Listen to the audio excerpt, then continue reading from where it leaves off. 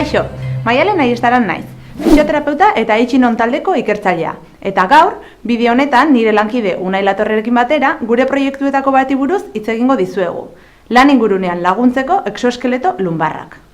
Baina hasi baino lehen, min lumbarra zer den kontatuko dizuet.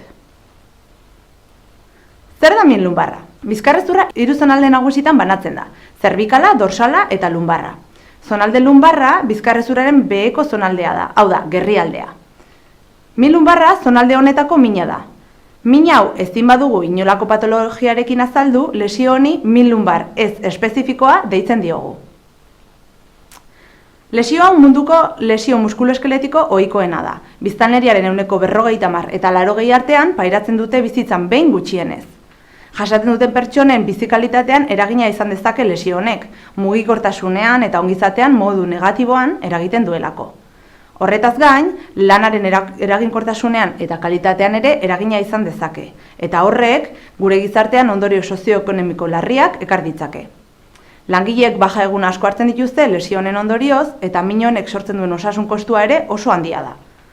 Izan ere, Eusko Jaurlaritzako Osasun Sailak 2003an adierazi zuenez, min lumbarrak 220 milioi eurotik gorako kostua sortu zuen. Lesio honen prebalentzia are handiagoa da fisikoki oso zorrotzak diren lanetan.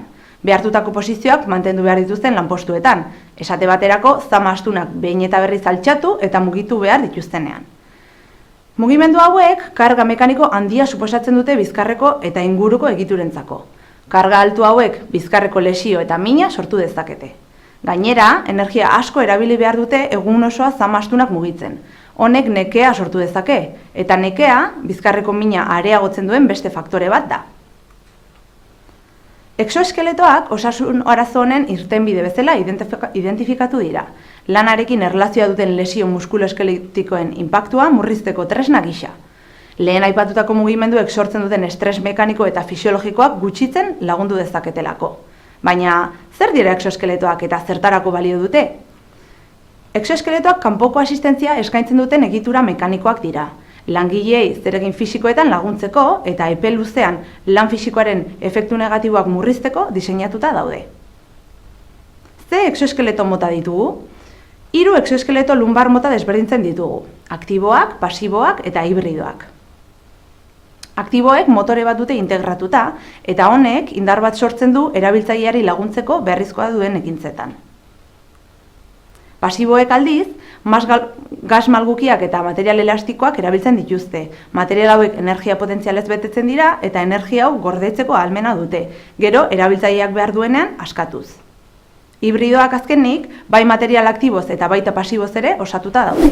Kaixo, Unai Latorre naiz, Itxinoneko fisioterapeuta eta ikertzailea. Eta gaur egun lanean gabiltzan proiektua azalduko dizuet. Orain arte, gerrialdeko exoeskeletoak industriako langileentzako lagungarriak diren frogatu dira batez ere. Gure ustez, beste lanpostu batzuetan ere lagungarriak izan daitezke gailu hauek. Hala nola, erresidentzi eta ospitale geriatrikoetan lan egiten duten zaintzaileen artean. Izan ere, denbora asko ematen dute bizkarrerentzako kaltegarriak diren jarreretan eta mendekotasun maila handia duten pertsonak mobilizatu eta lagundu behar dituzte sarri.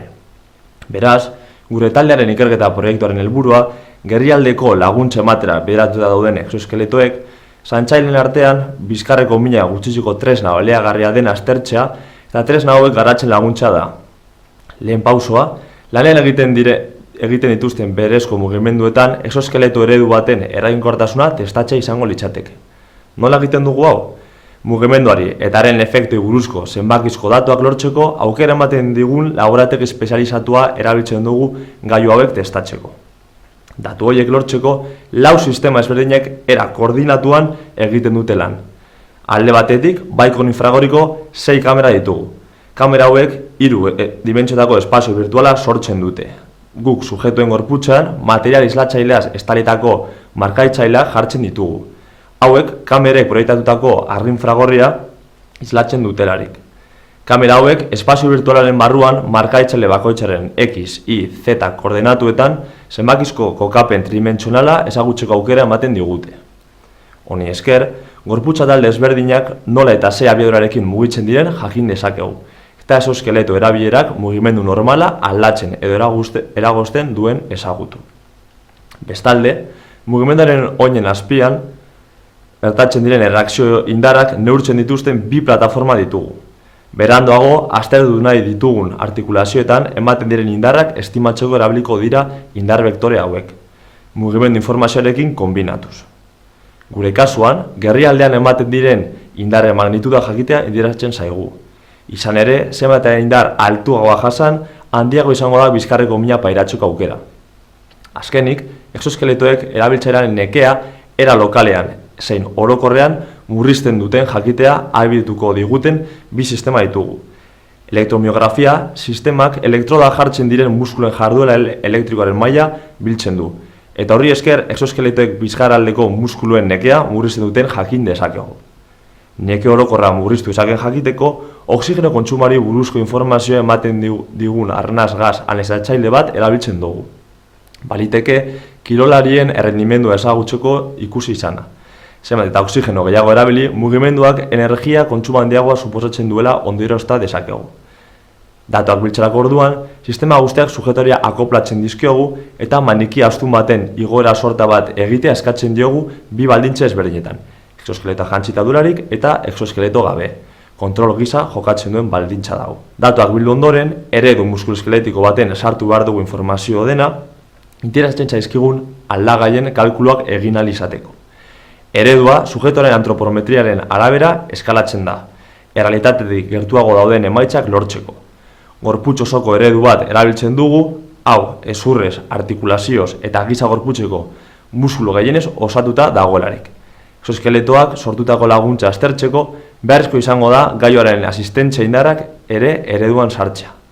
Behin, intereseko aldagaien datuak ditugunean, bi egoerak alderatzen ditugu, exoskeleto jantzita eta exoskeleto jantzi gabe, exoskeletoaren efektuak ezagutzeko.